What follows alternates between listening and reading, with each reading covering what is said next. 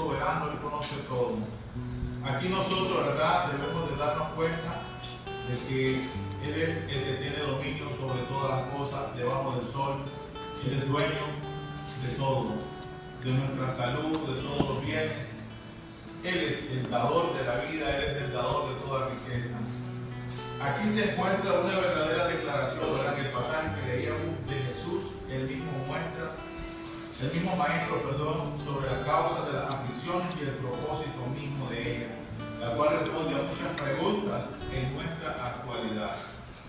No es una pregunta que está fuera de contexto, no es una pregunta que va a decir pasaron los años. La pregunta que hicieron los apóstoles se la siguen haciendo muchos discípulos hoy en la iglesia actual. ¿Por qué está ocurriendo esto?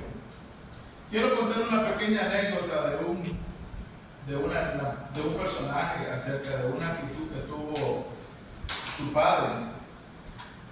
Y dice así: siendo solo una pequeña, escuché decir a mi mamá el día que murió mi padre: estoy contenta de que papá no sepa cómo me encuentro ahora. Le hubiera desagradado verme tan decaída. Claro que no estuve de acuerdo con esto que dijo mamá y decía: ¿por qué dice esto?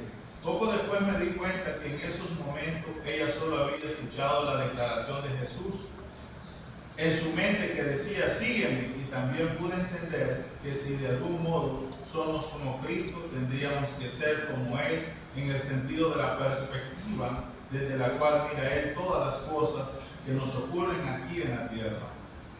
A mí me impresiona, ¿verdad?, lo que dice el 32, nos dice algo respecto a esto.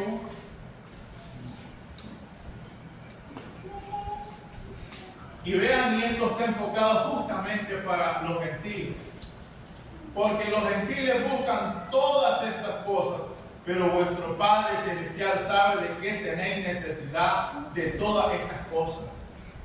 Y dice el 33, mas buscad primeramente el reino de Dios y su justicia, y todas estas cosas os serán añadidas.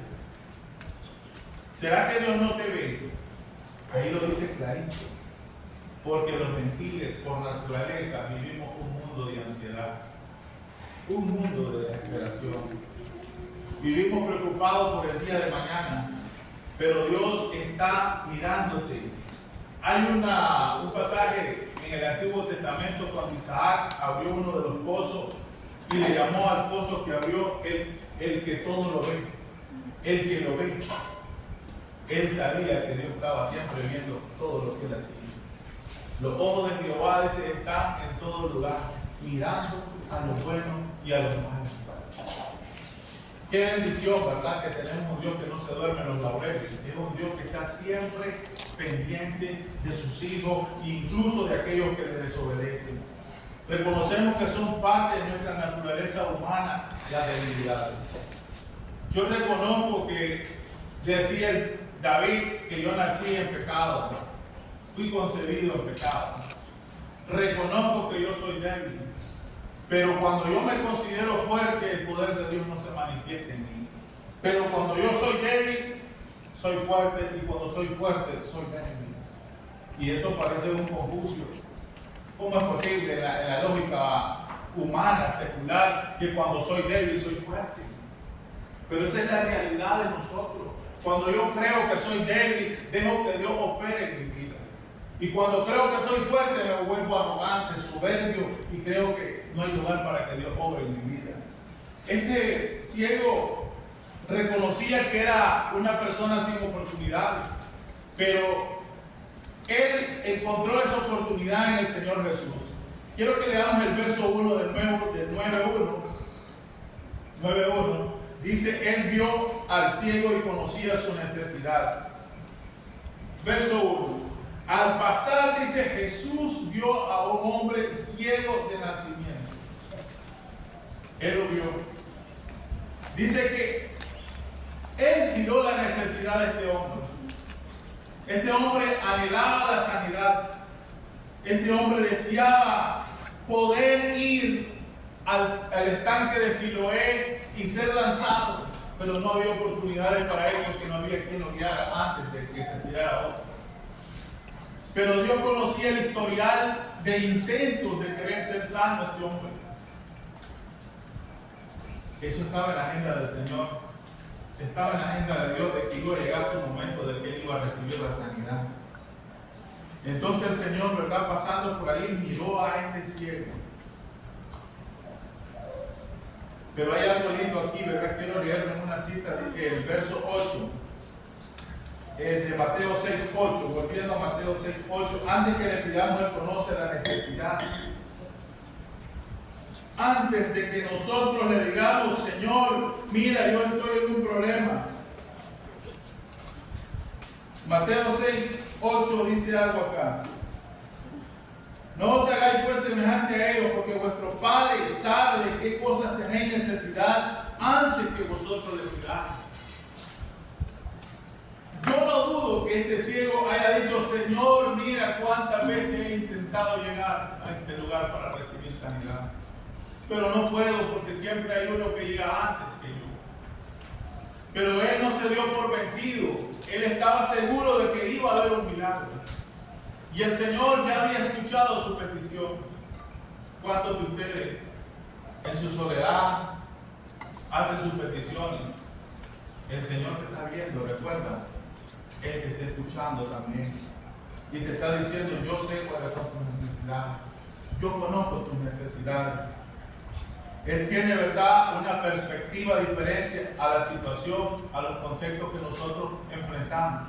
Quizás nosotros podemos decir, esto lo pienso hacer así, pero Dios tiene un propósito de cómo va a obrar. Nosotros a veces hacemos lo que hizo Sara, buscamos el atajo. Había una promesa para Abraham de que iban a nacer un hijo, y de repente dijo Sara, llegaron los años y dijo, no es posible que nazca el hijo, parece, voy a buscar a la concubina para que se llegue a mi esposo. Y buscó el atajo, le dio la concubina y se hizo un problema, porque ella pensaba que de esa forma se iba a cumplir el propósito de Dios, pero no era así. Dios le demostró que Dios hace lo que Él dice y lo cumple a como sea. Aunque para mi vista como humano se vea imposible, Dios va a operar en imposible, porque si no, no es milagro. Quiero que leamos versos 2 y 3, en el 9, en el mismo 9, versos 2 y 3 dice, y le preguntaron a sus discípulos, diciendo, Rabí, ¿quién pecó, este o sus padres, para que haya nacido ciego? Respondió Jesús, no es que pecó este ni sus padres, sino para que la obra de Dios se manifieste en él. Ahí viene la pregunta. O nos vemos amargados, pero Dios quiere que aprendamos a estar contentos con el día a día. La cita de Hebreos 13:5 me dice mucho. Contento con lo que hoy tenemos. Contento con todo. Contento si estoy sano. Contento si atravieso una dificultad. Las necesidades suplidas glorifican el nombre de Dios. Verso 8, el mundo verá y creerá.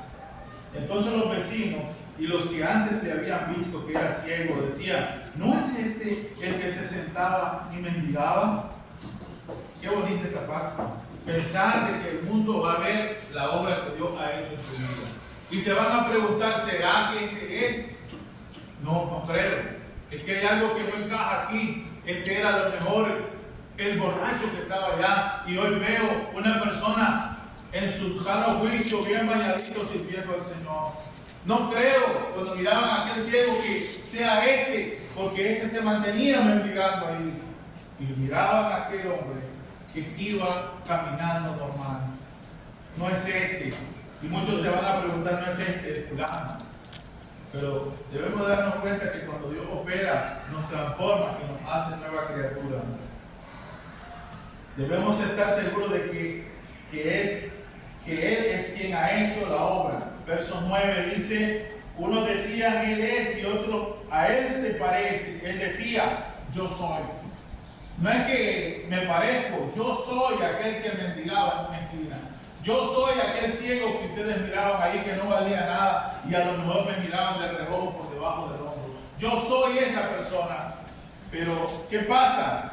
A veces algunos niegan, Dios hizo la obra y se quedan ahí escondidos. Que nadie sepa qué hizo Dios en mi vida. Eso no es mostrar agradecimiento a Dios. Mostrar agradecimiento a Dios es reconocer que Él obró en un proceso de tu vida difícil. Pero este varón creyó, obedeció obedeció y dio testimonio también.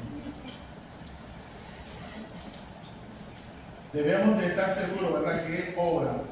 Muchos dudarán del cambio de que Dios ha hecho en nosotros.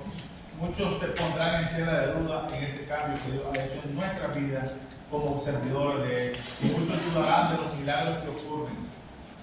Honremos su nombre testificando, ¿verdad?, de que Él es el que ha obrado en nosotros. Versos 10 y 12, quiero ir terminando acá. Y dice, y le dijeron, ¿cómo te fueron abiertos los ojos? Ahí vienen los curiosos preguntando cuando hay milagro. ¿Cómo te fueron abiertos los ojos? Respondió él y dijo, aquel hombre que se llama Jesús hizo lodo, me untó los ojos y me dijo, ve al Siloé y lávate. Y fui y me lavé, que recibí la vista. Entonces le dijeron, ¿dónde está él? Él dijo, no sé. Tampoco se ven, ¿verdad?, esos versículos, pero ya hay un testimonio de él. Ahí hay un reconocimiento quién hizo la obra en él. Mucha gente oculta los testimonios. Mucha gente dice, Dios ha hecho milagros en mi vida, pero no se atreve a decirlo aquí en la iglesia. No sé cuántos están atravesando problemas. Un testimonio para mí vale mucho, porque a mí me llena de fe. A mí me llena de fe escuchar gente que Dios ha obrado en su vida. No podemos, ¿verdad?, quitarle la gloria y la honra al Señor. No podemos quedarnos sin dar el testimonio del milagro que Dios ha hecho, pero hay muchos que caen. Nosotros estamos para testificar. Hace muchos años había una persona que a lo mejor lo tildaron de loco. Él hizo un culto de acción de gracia porque estaba enfermo. Y le dijeron que está un poquito más de la cabeza. Y porque él dice que te estaba dando el testimonio, voy a dar el motivo por qué yo hago este culto de acción de gracia. Porque estoy enfermo. Pero todo el mundo hace un culto cuando ya está sano. Dice la Biblia que en todo tiempo hay que darle gracias a Dios. Y para mí quedó aquí. Dios gracias estando enfermo. ¿Y qué hubiera hecho otro hermano? Oren por mí, bajen todos los santos del cielo, occidente, católicos, y a lo mejor, ¿quién hubiera hecho? Pero Dios le dio gracias. ¿Cuántos de nosotros damos gracias por los momentos difíciles? Debemos de aprenderlo a hacer aunque nos cueste. A manera de conclusión, no debemos de olvidar de que estamos en esta tierra. Mientras vivamos en esta tierra, siempre habrán dificultades. Y recordemos lo que dice la palabra, en el mundo tendréis aflicción. Pero recordad, yo he vencido. Y quiero citar lo que dice Romanos 8:28 y con esto termino. Romanos 8:28 dice, y sabemos que a los que aman a Dios, todas las cosas le ayudan a bien. Esto es, a los que conforme a su propósito son llamados. Esto es impresionante. ¿Cómo es posible que cuando te va mal, que las cosas te ayuden a bien? ¿Sabes por qué? Los procesos difíciles son los que me hacen madurar en la fe. Son los que me capacitan a ser mejor. Un cristiano que no pase por el fuego no llega a ser un buen cristiano. Es como el oro que si no pasó por el horno jamás va a brillar. Para poder brillar tenemos que pasar por el horno. Tenemos que ir al desierto como pasó el pueblo de Israel. Y allí, ¿verdad?, fueron enviados los grandes profetas al desierto. El desierto no es símbolo de abandono, es símbolo de encuentro con el Señor. Y quiero animarte que pienses de que Dios está a tu lado y que así como Dios conocía la necesidad de aquel ciego, Él conoce la tuya. Él ve y escucha. El Dios que nosotros adoramos no es de madera ni de cartón, no está colgado aquí, que no escucha ni ve. No, es de nosotros, no lo cargamos, Él nos carga a nosotros en momentos difíciles de la vida. Que el Señor les bendiga y así sin más demora les invito que se pongan de pie para